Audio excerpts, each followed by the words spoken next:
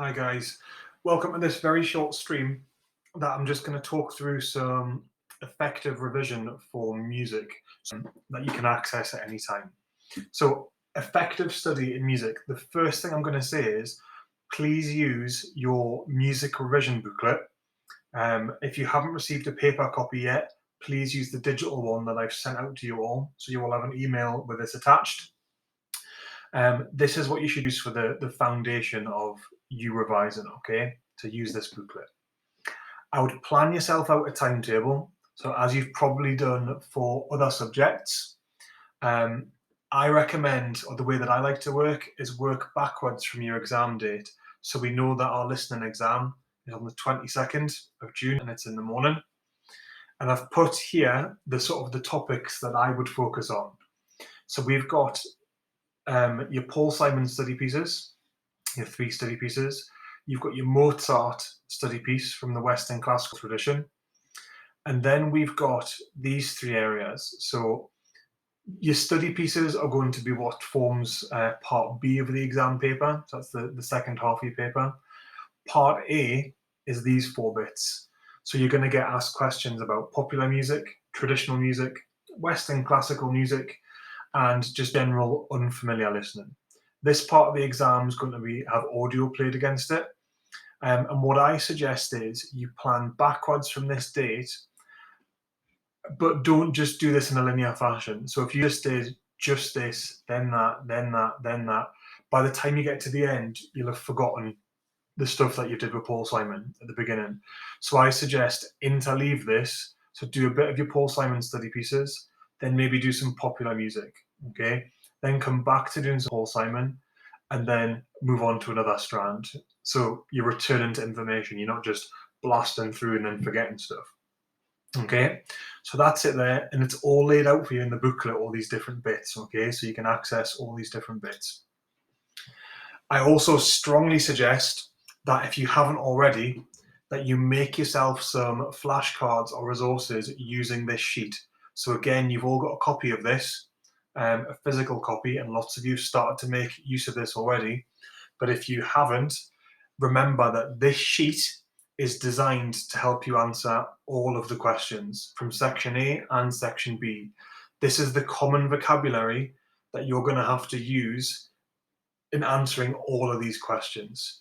So if you asked a question about identifying the tonality, you can only ever answer using these answers in this box: major, minor, atonal. Okay? Same with cadences. Regardless of the type of music or where it comes from, it's only ever going to be those answers. So this contains all the answers that you will need to draw from for your exam. So this is really important. So please use that. I've also, on top of that, I've started to put these grids together for you for your study pieces. So again, I've put all the useful information in each of your study pieces for you. I've put them into grids, and I've put them into categories that are going to be most relevant for you answering your exam questions. So for your Paul Simon one, it's your African influences versus the popular and traditional influences. I would suggest you start color coding those by musical element, because remember, in the exam, you're going to have to draw on this information and also cherry pick sort of relating to which musical element it relates to, okay? So please use that. And this is the first step in being successful to answering these questions, is retrieving the right knowledge to begin with.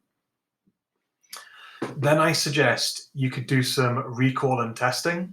So I've got some examples on the screen there. You can have a look through.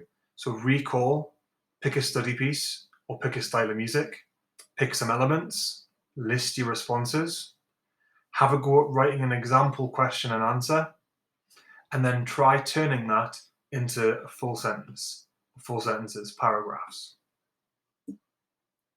Okay, then you could refine those answers by peeing on them. So in your extended answers in particular, it's really good practice to use this, which you've probably used in English a lot before, but particularly for these big 8-mark questions, the extended ones, get into this habit of making your point. So if we look at the right-hand example here, tackling that same answer again, this is a good example. The green is the point, the yellow is the evidence, and the red is explaining how that's relevant to the question. So the point is, instrumentation is made up of synthesized instruments. So that's the point you're going to make. You've provided some evidence by saying such as electronic drums and guitar, but also blend electric guitar and fretless bass. There's your evidence, the things you can physically hear in the song. And then your explanation or your evaluation, whatever you want to call it, is that's blending 1980s technology with more traditional instrumentation, which helps to answer the question how that's typical of 1980s pop music. Okay. And that is it, guys. So there's lots of little resources that I'll give you in lessons, but this is the main things that you should be doing. Okay, so when you have the time to revise, I would suggest using the resources you have and using this video as a little refresher. Best of luck.